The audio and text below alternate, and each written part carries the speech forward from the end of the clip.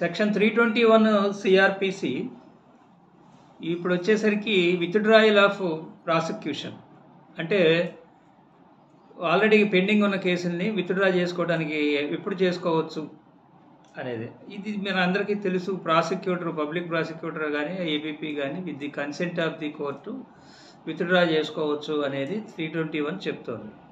అది ఏ స్టేజ్లో చేసుకుంటే ఏం చేయాలి అంటే బిఫోర్ ఛార్జ్ అయితే డిశ్చార్జ్ అని, ఆఫ్టర్ ఛార్జ్ కానీ ఛార్జ్ అవసరం లేకపోతే అది ఎక్విటల్ అని కానీ ఎక్విటల్ చేయాలని చెప్తుంది. సెంట్రల్ గవర్నమెంట్కి సంబంధించినవి అయితే సెంట్రల్ గవర్నమెంట్ పీపీ ద్వారా చేసుకోవాలి అని రూల్స్ ఉన్నాయి, మనకు తెలుసు 321. దీంట్లో ఉన్న ప్రిన్సిపల్స్ వచ్చేసరికి రకరకాలుగా దీని మీద జడ్జిమెంట్లు ఉండటం జరిగింది.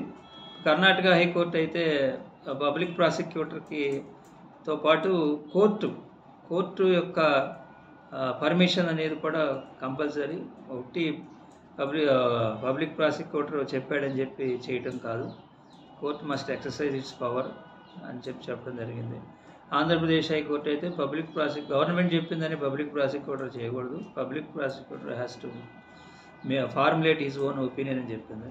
ఇవన్నీ చూసినప్పుడు సుప్రీంకోర్టుకు వచ్చేసరికి ఒక జడ్జిమెంట్ 2021లో state of Kerala versus K Ajit అనే జడ్జిమెంట్లో కొన్ని గైడ్ లైన్స్ ఫార్ములేట్ చేయటం జరిగింది. దాంట్లో ఫస్ట్ ఏంటంటే పీపీ డెసిషన్ తీసుకుంటాడు, కరెక్ట్, అది విత్డ్రా చేయాలా లేదా అనేది పీపీ డెసిషన్ తీసుకున్నప్పటికీ కూడా కన్సెంట్ ఆఫ్ ది కోర్ట్ అనేది కంపల్సరీ. మొత్తం 7 ప్రిన్సిపల్స్ లేట్ డౌన్ చేయడం జరిగింది. అందులో మొట్టమొదటిది ఇది, though decision may be taken by the PP, consent of the court is compulsory.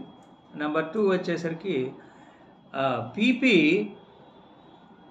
Withdraw చేసుకోవచ్చు అంటే కేవలం ఎవిడెన్స్ లేదు, పాసిటీ ఆఫ్ ఎవిడెన్స్ అనేది పాయింట్ కాదు, పబ్లిక్ జస్టిస్ పాయింట్ మీద కూడా అతను విత్డ్రా చేసుకోవచ్చు. It serve the ends of public justice అంటే ఎవిడెన్స్ లేకపోతేనే కాదు. ఇక్కడ ఈ ఏదైతే పబ్లిక్ జస్టిస్ మీద విత్డ్రా చేసుకోవచ్చు అనేది ఇది కొంచెం బ్రాడ్ గైడ్ లైన్ అని చెప్పవచ్చు. గవర్నమెంట్కి లిబర్టీ రావడానికి అవకాశం ఉన్నది. అంటే though there is a evidence, ఎందుకంటే క్లియర్గా ఇక్కడ not merely on the ground of paucity of evidence but also the further the broad ends of public justice. కొంచెం ఇక్కడ లిబర్టీ గవర్నమెంట్ పీపీ అంటే నార్మల్గా గవర్నమెంట్ వ్యూనే పీపీ కూడా ఎక్సర్సైజ్ చేస్తాడు కాబట్టి మనం దాన్ని అట్లా చూసుకోవచ్చు.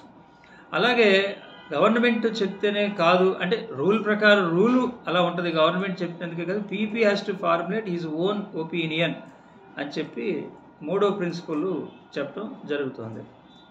విత్డ్రాలు అడిగే ముందు ఓన్ చేసుకోవాలి అనేది. ఇంకా 4వది ఏంటంటే గవర్నమెంట్ అడిగింది కాబట్టి ఇది మాల్ఫైడ్తో అడిగారు కాబట్టి ఇది విషియేట్ అయిపోద్ది అని అనుకోకూడదు. అంటే గవర్నమెంట్ విత్డ్రా చేసుకోవాలని అనుకుంటుంది కాబట్టి ఇది విషియేట్ అవ్వదు, విత్డ్రాయల్ అనేది విషియేట్ కాదు. రీజన్ ఏంటనేది తెలుసుకోవాలి. పబ్లిక్ ప్రాసిక్యూటర్ నుంచి రీజన్ ఏంటనేది కనుక కోర్టు అడిగితే అప్పుడు పబ్లిక్ ప్రాసిక్యూటర్ అసలు తను ఒక ఒపీనియన్ ఫార్ములేట్ చేసుకున్నాడా లేదా అనేది కోర్టుకి అర్థమవుతుంది. అట్లా ఆ విధంగా కోర్టు జ్యుడిషియల్ ఫంక్షన్ని ఎక్సర్సైజ్ చేయడం జరుగుతుంది. అంటే సూపర్వైజరీ నేచర్ ఉన్నప్పటికీ కూడా జ్యుడిషియల్ ఫంక్షన్ని ఎక్సర్సైజ్ చేయాలి.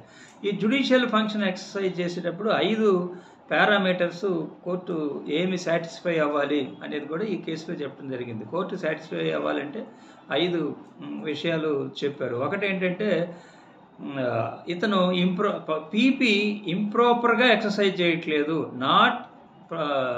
Has not been improperly exercising అంటే ప్రాపర్గానే పీపీ అనే అతను ఈ పవర్ని ఎక్సర్సైజ్ చేస్తున్నాడు అనేది సాటిస్ఫై అవ్వాలి మొట్టమొదటి విషయం. అట్లాగే పబ్లిక్ జస్టిస్ కోసమని పబ్లిక్ ఇంట్రెస్ట్ కోసమని గుడ్ ఫెయిత్తో చేస్తున్నాడు, ఈ పవర్ ఎక్సర్సైజ్ చేస్తున్నాడు అనేది ఒకటి కోర్టు సాటిస్ఫై అవ్వాలి. అట్లాగే అంటే ఇల్లీగాలిటీస్ ఏమీ లేవు, ఇంప్రాపరిటీస్ ఏమీ లేవు, ఇంజస్టిస్ ఏమీ జరగదు కోర్టు కనుక కన్సెంట్ ఇస్తే అని కూడా కోర్టు సాటిస్ఫై అవ్వాల్సిన అవసరం 3వ పాయింట్.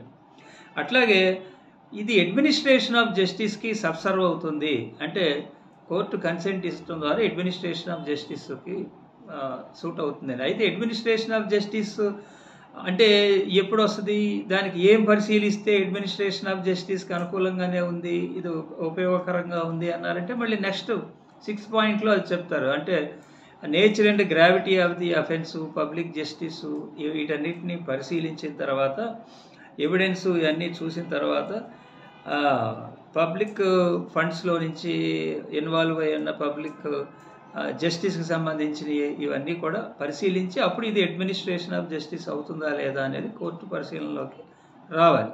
అది 4వది కోర్టు సాటిస్ఫై అవ్వాల్సిన విషయం. ఇక 5వది ఏంటంటే ulterior purpose unconnected with law కోసం చేశారు అని అనుకోకూడదు. అంటే అల్టీరియర్ పర్పస్ కోసం ఇది చేయబడింది విత్డ్రాయల్ అని కోర్టు అనుకోకూడదు. అలా చేయలేదు అని సాటిస్ఫై అయినప్పుడు, ఈ 5 పాయింట్లు సాటిస్ఫై అయినప్పుడు కోర్టు కెన్ గ్రాంట్ కన్సెంట్ అనేది.